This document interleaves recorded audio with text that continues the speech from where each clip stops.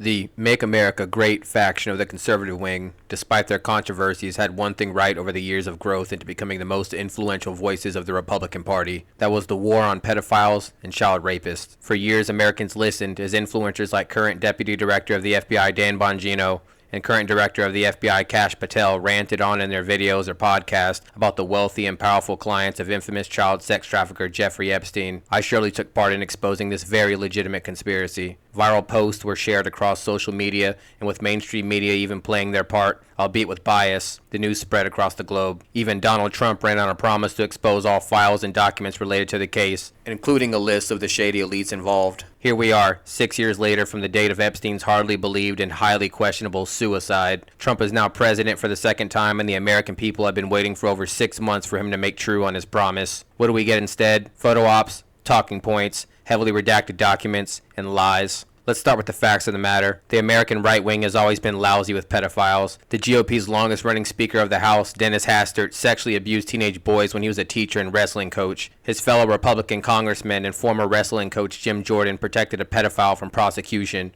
Another GOP congressman, Matt Gaetz, reportedly used the services of underage prostitutes and adopted an underage Cuban boy. Edward Korestein, one of Elon Musk's Doge kids, who were tasked with destroying the U.S. government's ability to function, founded a child porn sharing website. 4 of the pardoned January 6 rioters, who are relevant here because their behavior identifies them as the MAGAist of MAGAs, have been convicted of sex crimes, including sex crimes against children and possession of child pornography. This represents a pattern. Conservatives, and in particular Trump conservatives, are often ousted as pedophiles and seem to be otherwise enraptured by the idea of rape. Correlation doesn't imply causation, but in this case we can very easily see the causation in the ideological underpinnings of MAGA. Defenders of the right may claim that it's just one opportunistic narcissist, but polls seem to indicate the opposite. It's good to remember that Trump's rating has increased among Republicans after it became apparent that he may be a pedophile complicit in Epstein's blackmail operation. This indicates that the pro-Trump right-wingers more broadly are, as a general rule, pro-pedophilia,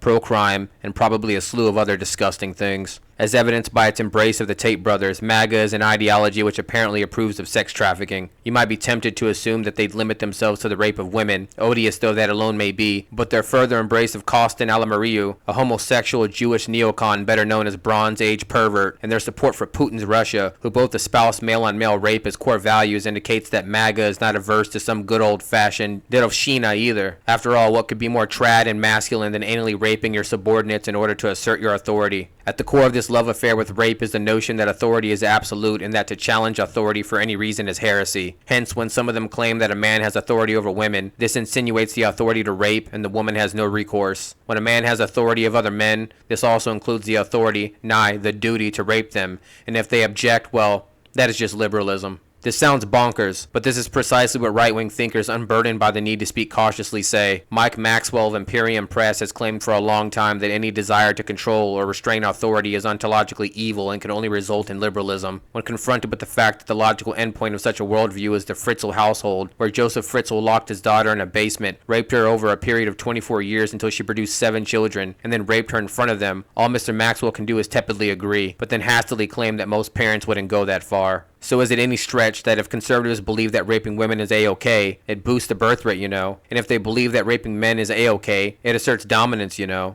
Then they'd also approve of the rape of children. In fact, the Fritzl case may be the logical conclusion of right-wing mores on sexuality and family. Joseph Fritzl imprisoned his daughter in a basement because she was a willful child who wanted to run away from home. She wanted to run away from home because he'd been raping her since she had been 11. Fritzl's hapless wife was supposedly ignorant of both the rape and the subsequent imprisonment of her daughter in the basement, and saw nothing suspicious about foundlings appearing on her doorstep as Fritzl brought 3 of his 7 grandchildren, upstairs. Truly the kind of airheaded trad wife that doesn't ask too many questions and submits to her husband's supreme authority. Of course, every society on the planet has had parents with authority over their children, and in every society on the planet it is expected of children to obey and honor their parents. But every society on the planet also reserves the right to take away the children of those unfit to be parents, such as, for example, people who rape their own. To the MAGA mind, this is an intolerable violation of patriarchal sovereignty. This so-called longhouse is the community stepping in to stop you from exercising your God-given right to rape your own children. But of course, when you believe bullshit like might makes right,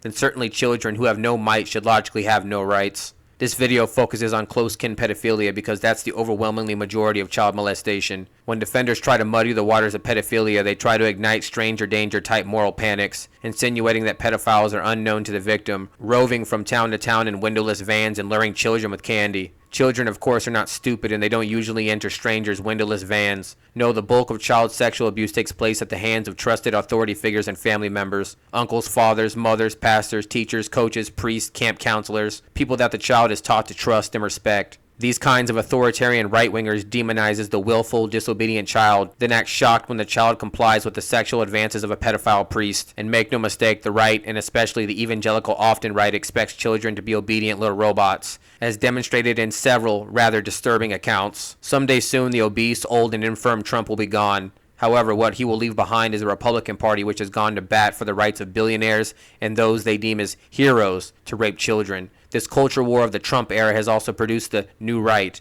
which is becoming increasingly openly pro-rape of adult men and women, and somewhat more clandestinely pro-rape of children. But this pro-rape and specifically pro-pedophilia culture rose specifically because MAGA had the inclinations to stand for the right of pastors, teachers, and even fathers who rape children. Even pro-pedophilia libertarians, a branch I admonish with every fiber of my being, stupid and disgusting though they may be, at the very least are focused on lowering the age of consent, rather than eliminating consent as a factor in human sexual relations. And of course, if we eliminate consent as a factor, then what stops us?